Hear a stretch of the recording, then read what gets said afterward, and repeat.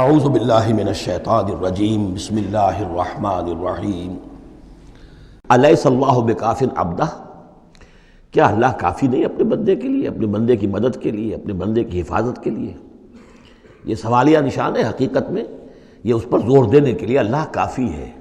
اے نبی آپ اور اے مسلمانوں تم مطمئن رہو، تمہاری حفاظت، تمہاری مدد اس کے لیے اللہ کافی ہے۔ وَيُخَوِّفُونَكَ بِالَّذِينَ مِن دُونِهِ، اور یہ تمہیں ڈراتے ہیں اے نبی، یہ تو آپ کو بھی ڈراتے ہیں ان سے کہ جو اس کے علاوہ ہیں، اللہ کے علاوہ ہمارے معبودوں کی کوئی پھٹکار پڑے گی تم پر، جیسے کہ حضرت ابراہیم علیہ السلام کو ڈرایا تھا، سورہ انعام کے اندر ہم پڑھ آئے ہیں کہ تم نے سارے معبودوں کی نفی کر دی، اب ذرا انتظار کرو، اب تم پر جو بیتے گی اور ان کی پھٹکار پڑے گی تم پر، ان کی طرف سے تم پر پکڑ آئے گی۔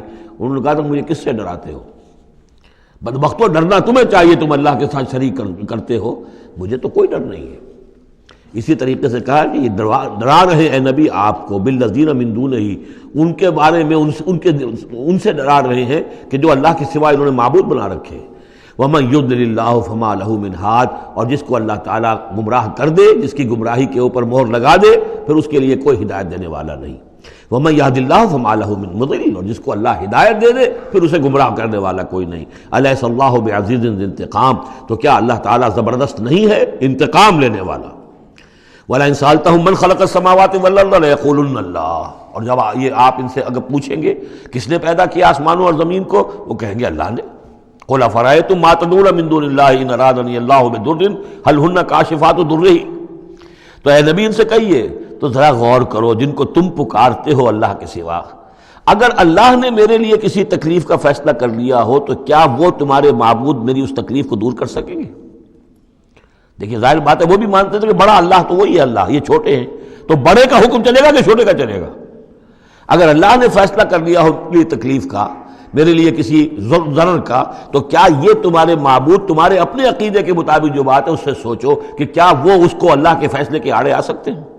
اور ارادنی برحمت، اور اگر اللہ تعالیٰ نے میرے لیے رحمت کا کوئی فیصلہ کر لیا ہے، حل ہن ممسکات رحمتہ، کیا ان میں اتنی طاقت ہے کہ میری اس کی رحمت کو روک لیں؟ قل حسبی اللہ، کہہ دیجئے میرے لیے تو میرا رب کافی ہے۔ علیہ یتوکل المتوکلون، اسی پر توکل کرتے ہیں توکل کرنے والے۔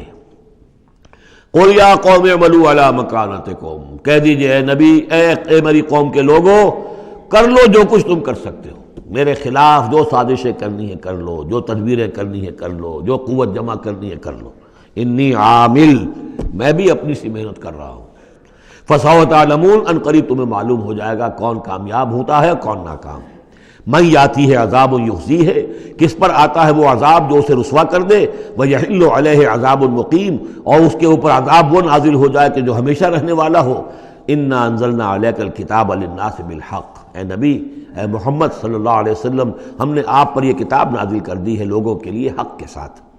فمن اہتدی فلنفسہ، تو جو کوئی ہدایت کے راستہ اختیار کرتا ہے وہ اپنے بھلے کے لیے، ومن ضل فانما یضل علیہا، اور جو گمراہی اختیار کرتا ہے تو اس کا سارا وبال اسی کے اوپر آئے گا۔ وما انت علیہم بوکیل، اور آپ کو ان کے ٹھیکیدار نہیں ہے، ذمہ دار نہیں ہے، مسئول نہیں ہے، آپ کے جو ہے آپ سے ان کے بارے میں پوچھا نہیں جائے گا، باس پرس نہیں ہوگی۔